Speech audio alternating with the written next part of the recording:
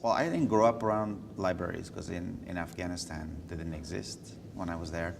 In the 1970s, I went to bookstores really to be around books, and I was a big book lover from a very young age. So I went to bookstores to be around shelves of books and spend time in their company. But I discovered libraries in France when I moved there in 1976. And I remember walking into one the first time and just kind of being in disbelief that I could walk out with the book without having to pay for it, and I could borrow it and read it, and then I could come back and get another one.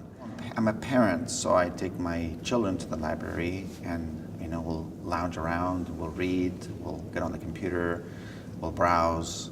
I spent part of the writing process of my first book in a library.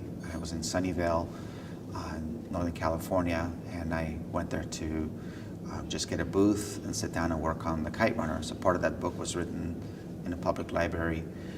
When I was in full practice as a physician, I went to the library every single day that I worked. I spent my lunch hour across the street at the Mountain View Public Library.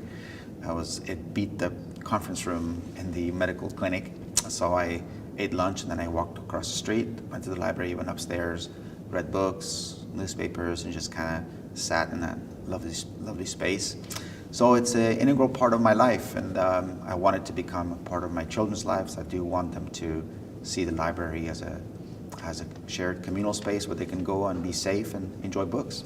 Communities that don't have libraries, communities that limit their libraries, end up suffering as a result. Libraries are very special places. They're sort of the ultimate egalitarian institution. People from all walks of life, all socioeconomic backgrounds can come and use a library as a place to learn, as a place for information, for education, for opportunity. Libraries are more than just a place where you can go and check out a book. They're places that promote, social discourse, that promote social justice. They're places that promote free thought, curiosity in children. They're often at the front line of identifying a community's problems and its needs. So, it's really difficult to overstate the value of a library to a community. For print books, obviously, American libraries play a vital role in connecting readers and authors. But as books are increasingly made available in digital form, libraries are continuing to do this via ebooks. Do you have thoughts on the transition or how libraries and authors might create new connections with readers in the digital age?